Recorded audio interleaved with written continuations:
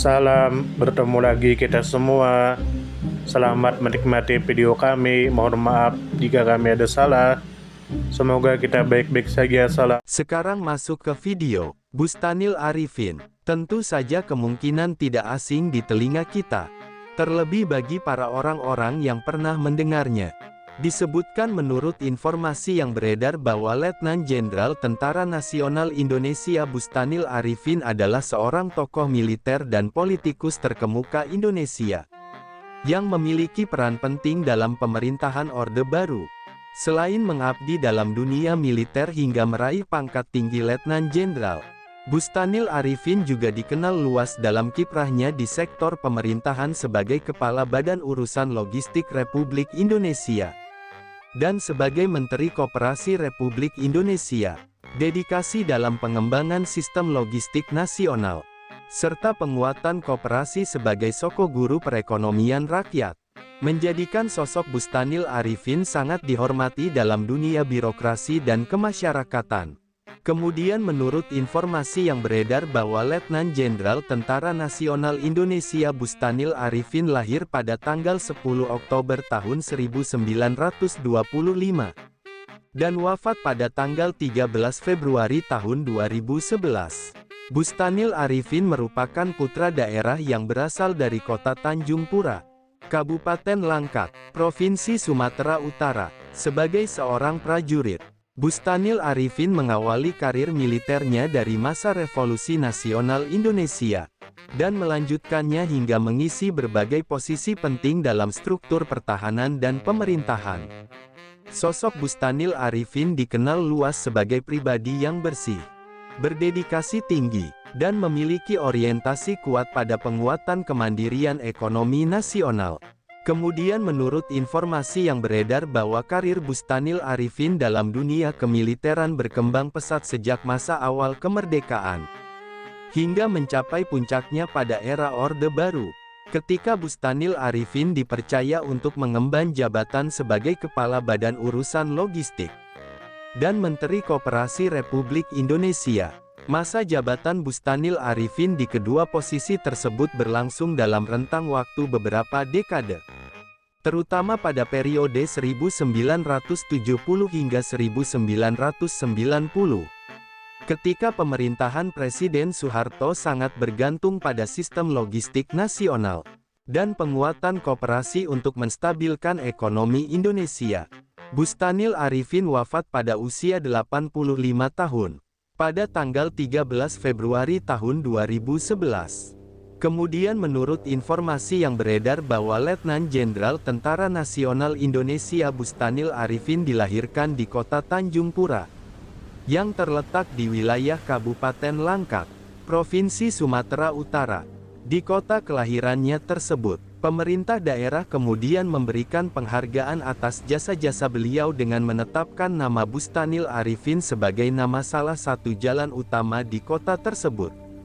Hal ini menjadi bentuk penghormatan dan pengakuan daerah terhadap kontribusi besar yang telah diberikan Bustanil Arifin dalam bidang kemiliteran, logistik nasional, dan pemberdayaan ekonomi masyarakat melalui koperasi. Kemudian menurut informasi yang beredar bahwa Letnan Jenderal Tentara Nasional Indonesia Bustanil Arifin mendapatkan berbagai kepercayaan besar di tingkat nasional karena latar belakang militernya yang disiplin, kemampuan manajerial yang mumpuni, serta komitmen dalam memperkuat struktur ekonomi berbasis rakyat. Dalam kapasitas sebagai Kepala Badan Urusan Logistik, Bustanil Arifin memainkan peran kunci dalam menjaga stabilitas pangan nasional dan distribusi logistik yang merata. Sebagai Menteri Koperasi, Bustanil Arifin berupaya mengembangkan koperasi sebagai kekuatan ekonomi rakyat yang mandiri dan berdaya saing. Sosok Bustanil Arifin dinilai mampu menjembatani kebutuhan antara pemerintah pusat dan masyarakat akar rumput, terutama dalam aspek ketahanan ekonomi. Kemudian menurut informasi yang beredar bahwa Letnan Jenderal Tentara Nasional Indonesia Bustanil Arifin menjalankan tugas-tugas strategis melalui pendekatan kepemimpinan yang tegas namun merakyat. Dalam bidang logistik, Bustanil Arifin memperkuat peran Badan Urusan Logistik sebagai lembaga penyangga pangan nasional dengan membangun sistem distribusi yang efisien dan cadangan logistik yang stabil. Sementara dalam pengembangan koperasi, Bustanil Arifin menggagas program-program pemberdayaan ekonomi berbasis komunitas dan memperluas jaringan koperasi hingga ke pelosok daerah. Lewat pengabdian yang panjang dan tanpa cacat dalam bidang kemiliteran maupun pemerintahan, Letnan Jenderal Tentara Nasional Indonesia Bustanil Arifin meninggalkan warisan penting dalam sistem ketahanan nasional dan pembangunan ekonomi berbasis rakyat. Letnan Jenderal Tentara Nasional Indonesia Bustanil Arifin yang lahir pada tanggal 10 Oktober tahun 1925 di Tanjung Pura, Kabupaten Langkat, Provinsi Sumatera Utara, merupakan salah satu tokoh nasional yang memiliki pengaruh besar dalam dua ranah utama yaitu kemiliteran dan pemerintahan sipil. Karir Bustanil Arifin menempatkan beliau di garis depan pada masa pembangunan nasional pasca kemerdekaan, khususnya pada masa pemerintahan Orde Baru di bawah kepemimpinan Presiden Soeharto. Dengan latar belakang sebagai perwira militer, Bustanil Arifin dikenal sebagai sosok yang membawa semangat disiplin, efisiensi, dan ketegasan ke dalam struktur birokrasi negara, terutama dalam sektor logistik dan koperasi. Pengangkatan Bustanil Arifin sebagai Kepala Badan Urusan Logistik Republik Indonesia merupakan refleksi dari kepercayaan penuh pemerintah terhadap kapabilitas beliau dalam mengelola kebutuhan strategis negara, khususnya dalam bidang ketahanan pangan dan stabilitas logistik nasional. Selama menjabat, Bustanil Arifin melakukan berbagai langkah sistematis untuk memastikan ketersediaan beras dan bahan pangan pokok lainnya agar dapat disalurkan secara merata ke seluruh wilayah Indonesia. Pada masa tersebut, Badan Urusan Logistik memainkan peran vital dalam mendukung program stabilisasi harga pangan dan pengendalian inflasi, serta menjadi alat negara dalam melindungi kepentingan petani dan konsumen secara bersamaan. Pendekatan teknokratis yang diterapkan oleh Bustanil Arifin menjadikan lembaga ini berfungsi tidak hanya sebagai distributor logistik, tetapi juga sebagai penyangga ketahanan ekonomi nasional. Peran Bustanil Arifin dalam pembangunan ekonomi rakyat semakin terlihat saat beliau dipercaya menjabat sebagai Menteri Koperasi Republik Indonesia. Di tengah dinamika ekonomi yang terpusat dan terkadang terlalu elitis, Bustanil Arifin menawarkan narasi alternatif yang berpihak pada ekonomi kerakyatan melalui koperasi. Dalam kapasitas ini, Bustanil Arifin mendorong revitalisasi peran koperasi agar tidak sekadar menjadi simbol sosial, melainkan menjadi institusi ekonomi yang produktif, mandiri, dan kompetitif. Program-program penguatan koperasi yang digagas Bustanil Arifin banyak difokuskan pada penguatan kapasitas manajemen koperasi, akses permodalan, dan integrasi dengan sistem logistik nasional, sehingga koperasi tidak berjalan sendiri, melainkan menjadi bagian dari struktur ekonomi nasional yang terintegrasi. Dari sudut pandang ekonomi politik, sosok Bustanil Arifin merupakan representasi dari generasi perwira militer yang diberi mandat mengelola sektor-sektor strategis negara. Hal ini mencerminkan pola kebijakan Orde Baru yang mempercayakan birokrasi sipil kepada figur militer sebagai jaminan stabilitas dan keterpaduan komando nasional. Akan tetapi, dalam konteks Bustanil Arifin, pendekatan militer tidak diterjemahkan dalam bentuk represi administratif, melainkan dalam bentuk efisiensi tata kelola dan percepatan pelaksanaan kebijakan negara. Oleh karena itu, kinerja Bustanil Arifin selama menjabat di dua institusi besar tersebut mendapat pengakuan luas, baik dari kalangan teknokrat, pelaku usaha, maupun masyarakat akar rumput. Dari perspektif sejarah daerah, Bustanil Arifin merupakan figur kebanggaan masyarakat Langkat yang namanya kemudian diabadikan sebagai nama jalan di kota kelahirannya.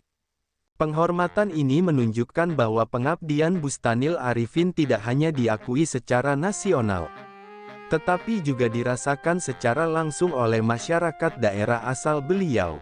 Nama Bustanil Arifin menjadi simbol keberhasilan putra daerah yang mampu mencapai tingkat tertinggi dalam struktur kekuasaan nasional tanpa melupakan akar kultural dan identitas lokal. Dari sisi pribadi, Bustanil Arifin dikenal sebagai pribadi yang sederhana, bersih, dan sangat menjunjung tinggi prinsip kerja keras. Reputasi beliau sebagai pejabat yang bebas dari skandal dan penyalahgunaan kekuasaan menjadikan sosok Bustanil Arifin sebagai figur panutan di tengah dinamika pemerintahan yang tidak selalu bersih. Keteguhan beliau dalam menjalankan tugas-tugas negara tanpa banyak tampil di panggung politik menjadikan Bustanil Arifin dikenal sebagai pekerja senyap yang hasil kerjanya berbicara lebih lantang daripada retorika publik. Letnan Jenderal Tentara Nasional Indonesia Bustanil Arifin wafat pada tanggal 13 Februari tahun 2011 dalam usia 85 tahun. Kepergian beliau meninggalkan jejak sejarah yang kuat, tidak hanya sebagai bagian dari struktur negara Orde Baru, tetapi juga sebagai simbol keberhasilan sinergi antara militer, birokrasi, dan pemberdayaan ekonomi rakyat. Warisan pemikiran dan kerja nyata Bustanil Arifin masih relevan sebagai referensi dalam membangun sistem logistik nasional dan ekonomi kerakyatan yang berkeadilan. Pemikiran-pemikiran dan jejak pengabdiannya menjadi teladan dalam membangun negara dengan prinsip efisiensi, integritas, dan keberpihakan terhadap rakyat kecil. Sumber referensi Google Chrome dan ChatGPT Pro.